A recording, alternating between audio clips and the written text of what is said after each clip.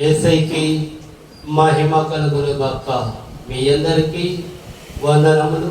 ఈరోజు మన అంశము అసాధ్యాన్ని సుసాధ్యము చేయగలిగిన దేవుడు. అంటే మన యేసయ్య దేనినైనా సరే మనం ఏమీ చేయలేకపోవచ్చు, కానీ మన యేసయ్య సమస్తము చేయగలిగిన దేవుడు, చేయుచున్న దేవుడు. అందుకనే మన యేసయ్య ఎంత గొప్ప దేవుడు. సమస్తము మన యేసయ్యకి సాధ్యమే. ఆయన సమస్తము చేయగలిగిన దేవుడు అని మనము నమ్మాలి. నమ్మితే మనకేంటి? సమస్తము కూడా సాధ్యమే. అందుకే మనం ఏం చేయాలి అంటే, మనకి ప్రతిదీ కూడా మనం కోరుకున్నది ఏదైనా సరే మనకి కావాలి అన్నా, మన దగ్గరికి రావాలి అన్నా, ఆ పని అక్కడ జరగాలి అన్నా మనం ఏం చేయాలి? ప్రార్థన చేయాలి. యేసయ్యా, నా వల్లైతే కాదు, మీరు సర్వ సృష్టిని సృష్టించిన దేవుడు, మీరు సమస్తము చేయుచున్న దేవుడు కనుక నేను అడిగిన ఈ కార్యమును చెయ్యి తండ్రి అని మనము ప్రార్థన చేయాలి.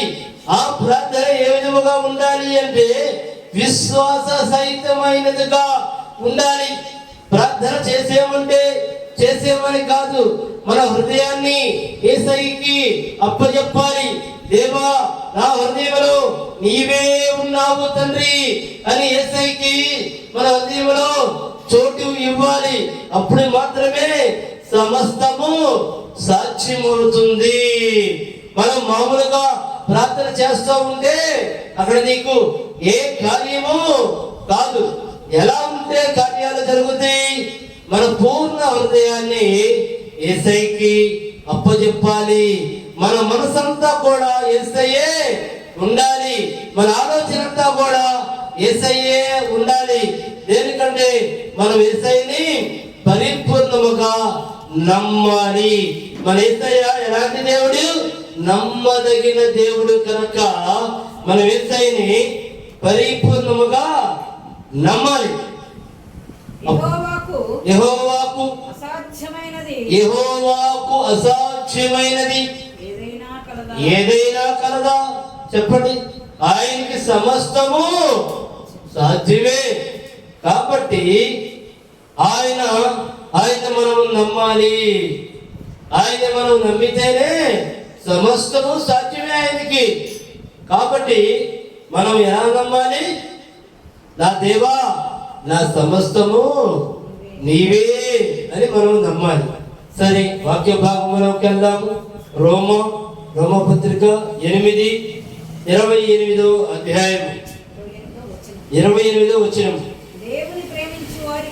దేవుని ప్రేమించు వారికి అనగా ఆయన సంకల్పము చొప్పున పిలవబడిన వారికి మేలు కలుగుటకై సమస్తమును సమకూడి జరుగుచున్నవని ఎరుగుదుము.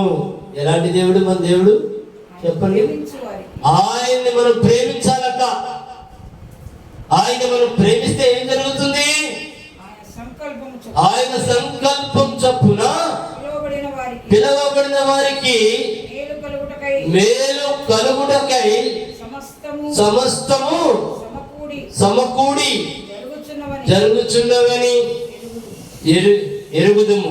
ఒక్క నిమిషము. అంటే మనం ఎలా ఉండాలి? ఆయన్నే ప్రేమించాలి, యేసయ్యని ఆహ్వానించాలి. యేసయ్యా, నీవే నాకు దిక్కు తండ్రి. యేసయ్యా, నీవే నా మార్గము దేవా. యేసయ్యా, నీవే నా ప్రాణము తండ్రి. యేసయ్యా, నీవు తప్ప నాకింకా ఎవరు లేరు దేవా అని మనం నమ్మాలి. అప్పుడు నమ్మితే ఏమవుతుంది? మన ప్రార్థన యేసయ్య దృష్టికి వెళ్ళుతుంది. నువ్వు యథార్థముగా చేయుచున్నావా? నీ పూర్ణ హృదయంతో చేయుచున్నావా? నీ విశ్వాసంతో చేయుచున్నావా అని దేవుడు నీ గురించి ఆలకిస్తాడు. నీ ప్రార్థన ఆలకిస్తాడు. నిన్ను చూస్తాడు. నువ్వు ఏ అవసరం నిమిత్తమైతే దేవుడిని యేసయ్యని అడుగుచున్నావో ఆ అవసరాన్ని తీరుస్తానికి ఆయన సిద్ధముగా ఉన్నాడు. దేనికంటే వాక్యంలో వ్రాయబడి ఉన్నది, ఏ ఒక్కటి అబద్ధము కానే కాదు. ఒకసారి చదువమ్మా. దేవుని ప్రేమించు వారికి, దేవుణ్ణి మనం ప్రేమించాలి అంటే ఎలా?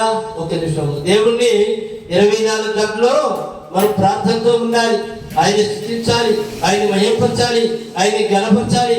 నా దేవా, అయా నాకు ముందు నీవు ఉన్నావు తండ్రి, నా తండ్రి నా చేయి పట్టుకుని నడిపిస్తున్నావు తండ్రి, నాయన నా మార్గదర్శనం నీవే తండ్రి, నాయన నా బ్రతుకు మార్గం నీవే దేవా అంటూ మనం నిరంతరము కూడా ఆయన్ని స్తుతించాలి. అప్పుడు ఏం చేస్తాడు? చదువమ్మా. అనగా ఆయన సంకల్పము చొప్పున పిలవబడిన వారికి మేలు కలుగుటకై సమస్తమును సమకూడి, అంటే నీవు ఎప్పుడైతే ఆయన మార్గంలో నడుస్తావో, ఎప్పుడైతే బైబిల్ ప్రకారం నువ్వు జీవిస్తావో, ఎప్పుడైతే యేసయ్య పట్ల భయం కలిగి ఉంటావో, ఎప్పుడైతే యేసయ్య పట్ల విశ్వాసం కలిగి ఉంటావో, నా దేవుడు ఈ కార్యం చేయగలడని నువ్వు నమ్ముతావో, అప్పుడు ఏం జరుగుతుంది? సర్వము సమస్తము నీ జీవితానికి ఏం కావాలో, నీ కుటుంబానికి ఏం కావాలో, నీ భార్యాపిల్లలకు ఏమి కావాలో సమస్తము సమకూర్చబడతాయి. దేనికి? ఆయన ఏమిటే నువ్వు నడుస్తున్నావు కనుక నీకు ఏమి కావాలో యేసయ్యకి తెలుసు కనుక ఏం జరుగుతుంది? సమస్తము కూడా నీకు సమకూర్చబడతాయి. నీకేమి కావాలో యేసయ్యకి తెలుసు కదా. అందుకే చదవమ్మా. అయిపోయిందా? సరే. లోకా సువార్త 18వ అధ్యాయము 27వ వచనం. ఆయన మనుషులకు అసాధ్యములైనవి దేవునికి సాధ్యములని చెప్పాను. అంటే దీని గురించి మనందరికీ బాగా తెలుసు. మనము ఎంతగానో ప్రయాసపడతాము, మనం ఎంతగానో కష్టపడతాము ఏదైనా ఒక కార్యం జరగాలంటే. అది మన వల్ల కాదు. అప్పుడు ఏం చేయాలి చెప్పండి? దేవుడు సన్నిధానానికి వెళ్ళాలి, మోకరించాలి, ప్రార్థన చేయాలి, విశ్వాసము నీలో ఉండాలి. విశ్వాసము నీలో ఉంచుకొని నా దేవుడికి సమస్తము సాధ్యమే అని నువ్వు ఎప్పుడైతే విశ్వాస సహితంగా నువ్వు ప్రార్థన చేస్తావో, అప్పుడు యేసయ్య ఈ కార్యం చేస్తాడు. మరొకసారి చదవము.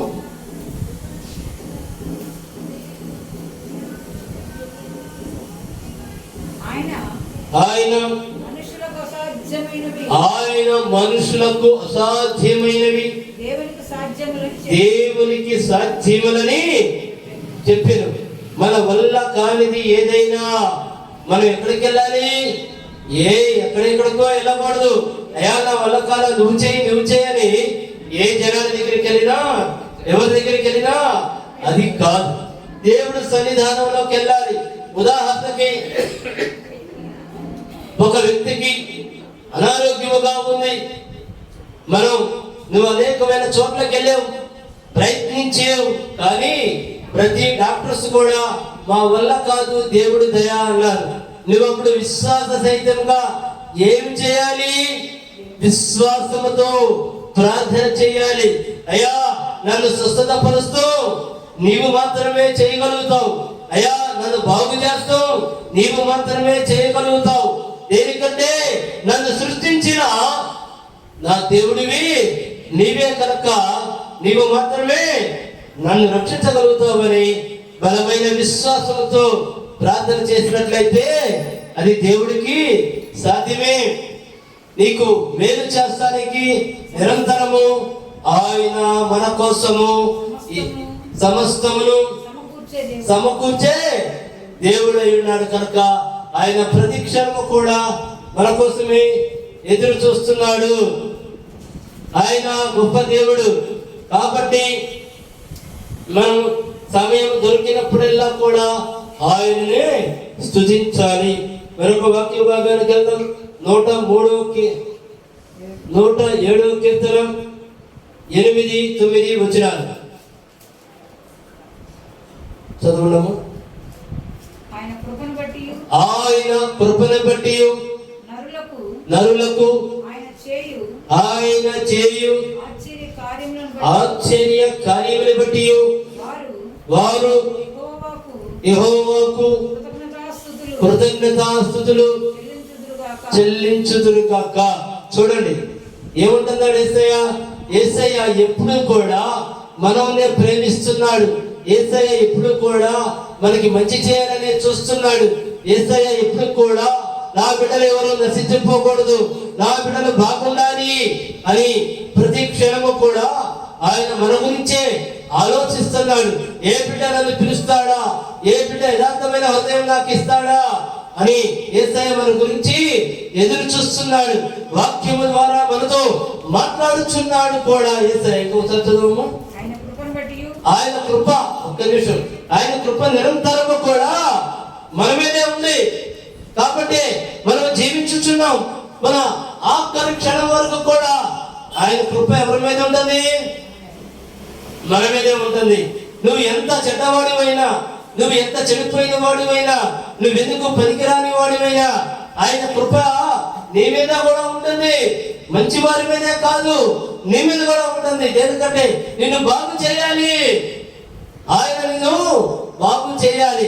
కాబట్టి నువ్వు అనుకుంటున్నావేమో నేను చెడ్డవాడిని, నేను చెడువాడిని, నేను మంచోడిని కాదు, ఆయన కృప నా మీద ఉండదు అని నువ్వు అనుకుంటున్నావేమో. లేదు, ఖచ్చితంగా కూడా ప్రతి ఒక్కరి మీద ఆయన కృప ఉంటుంది. అయితే నువ్వు మారుమనసు పొందాలంటే, నీ హృదయాన్ని యేసయ్యకి అప్పచెప్పాలంటే ఆయన కృప నిరంతరము ప్రతి ఒక్కరి మీద ఉంటుంది. ఇంకా ముందుకెళ్ళము. మనము దీన దశలో ఉన్నప్పుడు ఆయన మనల్ని జ్ఞాపకము చేసుకుని ఆయన కృప నిరంతరము. నువ్వు దీన దశలో ఉన్నావు, నీకు దిక్కులేదు, నీకెవరు కనపడతల్లా, ఈ లోకమే నీకు శూన్యమైపోయింది. నేను ఆదరించేవారు లేరు, ఆదుకునేవారు లేరు, కాపాడేవారు లేరు, సహాయం చేసేవారు లేరు. కానీ నీ కొరకు దేవదేవుడైన యేసయ్య ఒకరు ఉన్నారని నువ్వు ఆలోచన చేయి, నువ్వు గమనించు. ఆయన నీకు కృపనిచ్చే దేవుడు, నిన్ను రక్షించే దేవుడు.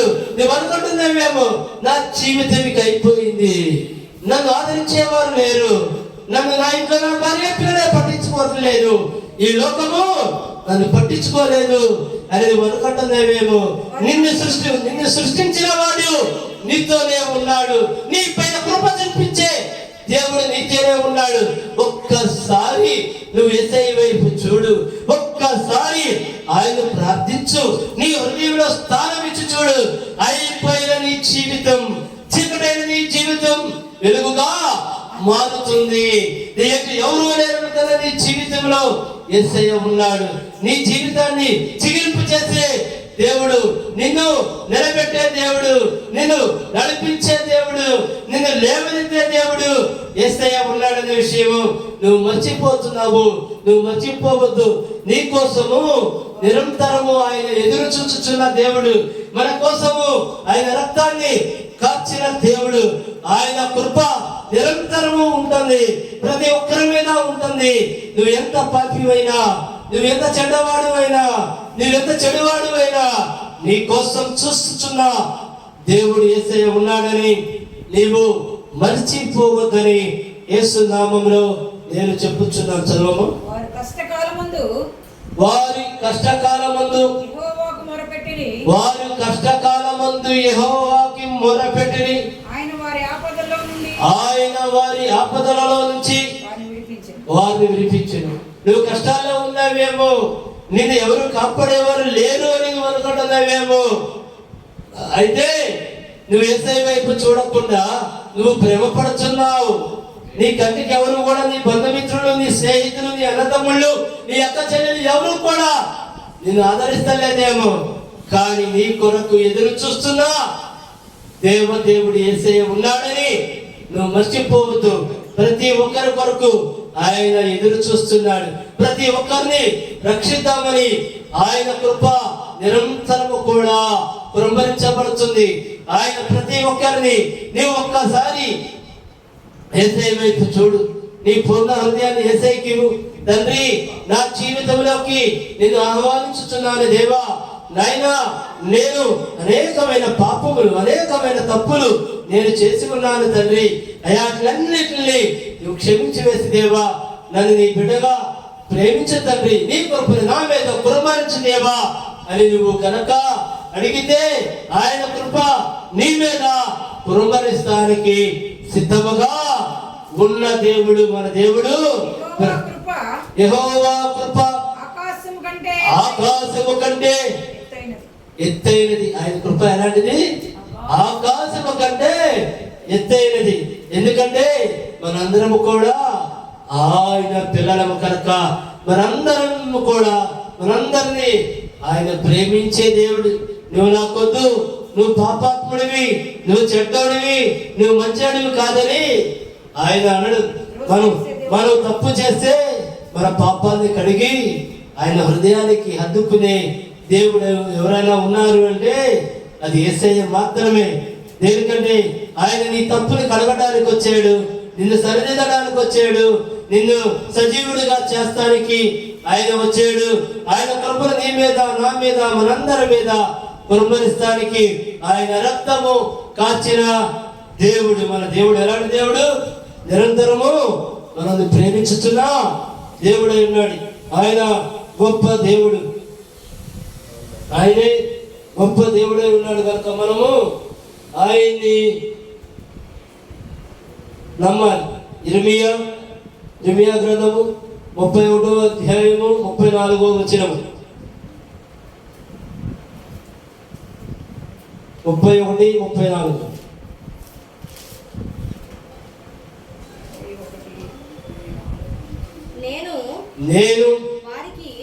నేను వారికి దేవుడనై ఉండును, వారు నాకు జనులు అవుదురు.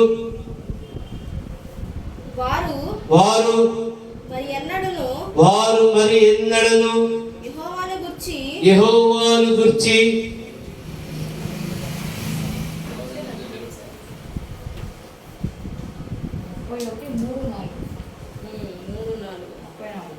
సారీ 31:3-4. చాలా కాలము క్రిందట యెహోవా నాకు ప్రత్యక్షమై ఇట్లా నేను శాశ్వతమైన ప్రేమతో నేను నిన్ను ప్రేమించుచున్నాను కనుక విడవక నీ ఎడల కృప చూపుచున్నాను. గమనించారా? వాక్యం మాట్లాడుతుంది. ఏ దేవుడు యేసయ్య మనతో మాట్లాడుచున్నాడు. వాక్యంలో ఉన్న ప్రతి ఒక్క మాట యేసయ్య మనతో మాట్లాడుచున్నాడని నమ్మండి. దేనికి అంటే యేసయ్య వాక్యం ద్వారా మనతో మాట్లాడుచున్నాడు. మన జీవితాన్ని సరిచేస్తానికి, మనల్ని బాగు చేస్తానికి, మన వ్యాధుల నుండి స్వస్థత పరుస్తానికి, మన అప్పుల నుంచి మనల్ని మనకి విడుదలిస్తానికి, మన శత్రువుల నుంచి విడుదలిస్తానికి ఆయన మనతో వాక్యం రూపంలో మాట్లాడుచున్న దేవుడు. మనకు చదువు. చాలా కాలము క్రిందట యెహోవా నాకు ప్రత్యక్షమై ఇట్లా అనెను. ఏమంటున్నాడు? శాశ్వతమైన ప్రేమ. నేను నిన్ను ప్రేమించుచున్నాడు. మనల్ని ప్రేమించుచున్న దేవుడు ఎవరు? యేసయ్య. ఎలాంటి ప్రేమ? శాశ్వతమైన ప్రేమ. ఏదో కొంచెంసేపు ఉండి కొంచెంసేపు లేని ప్రేమ కాదు. మనల్ని సృష్టించిన కాడ నుంచి మనకి ఆయుష్కాలం ఉన్నంత వరకు కూడా ఆయన మనల్ని ప్రేమించుచున్నాడు. శాశ్వతమైన ప్రేమ. నేను నిన్ను ప్రేమించుచున్నాను అని యేసయ్య మనతో చెప్పుచున్నాడు. కనుక విడువక నీ ఎడల కృప చూపుచున్నాను. అంటే నువ్వు ఎంతటి పాపములు చేసి ఉన్నవాడివైనా ఆయన నిన్ను వదిలేసుకోడు. నీ పాపముని కడిగి నీ మీద ఆయన కృప చూపుచున్నాడు. కనుక మనం ఏం చేయాలి? మన తప్పుల్ని తెలుసుకుని, మన పాపముల్ని తెలుసుకుని యేసయ్య సన్నిధానానికి వచ్చి మన పాపముల్ని, మన తప్పుల్ని అన్నిటిని క్షమించమని అడిగి మనము మారు మనసు పొంది యేసయ్య సన్నిధానంలో కనుక వస్తే ఆయన నీ పట్ల, నా పట్ల, మనందరి పట్ల శాశ్వతమైన కృపని ఆయన చూపించుచున్నాడు. ఎందుకంటే ఆయన నిరంతరము మనము బాగుండాలి అని కోరుకుంటున్న దేవుడు. ఏ ఒక్కరూ నశించిపోవడానికి యేసయ్య ఇష్టపడడు. ప్రతి బిడ్డ బాగుండాలి, ప్రతి బిడ్డ మీద ఆయన కృప కుమ్మరించాలి అని యేసయ్య ఎదురు చూస్తున్న దేవుడు. మన దేవుడు ప్రతి బిడ్డని రక్షించే దేవుడు, ఆదరించే దేవుడు, ప్రేమించే దేవుడు, కృప చూపించే దేవుడు. మన దేవుడు ఎలాంటి దేవుడు? ప్రతి బిడ్డ మీద కృప చూపించే దేవుడై ఉన్నాడు. అందుకే మనం ఎలా ఉండాలి? నిరంతరము కూడా యేసయ్యని స్తుతించే వారిలాగా ఉండాలి. యేసయ్యని మనము మహిమపరిచే వారిలాగా ఉండాలి. యేసయ్యని మనము ఘనపరిచే వారిలాగా ఉండాలి. ఆయనకి మన హృదయంలో స్థానం ఇవ్వాలి. ఆయన మనం నమ్మాలి. నువ్వు నమ్మితే నా మహిమను చూస్తామని యేసయ్య వాగ్దానం ఇచ్చిన దేవుడు. ఆయన కనుక వాగ్దానం ఇచ్చాడు అంటే భూమి ఆకాశములు గతించిపోయినడు, ఆయన వాగ్దానము గతించిపోడు. ఆయన గొప్ప దేవుడై ఉన్నాడు కనుక మనం ఎలా ఉండాలి? యేసయ్యకి నమ్మకమైన బిడ్డలలాగా ఉండాలి.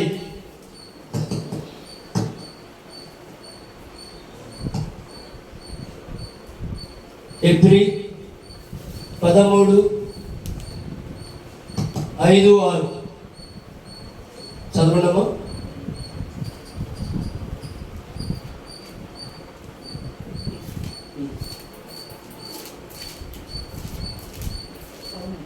పదమూడు 5-6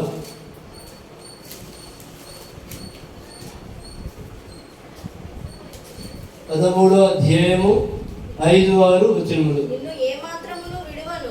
ఏమంటున్నాడో విన్నారా మీరు?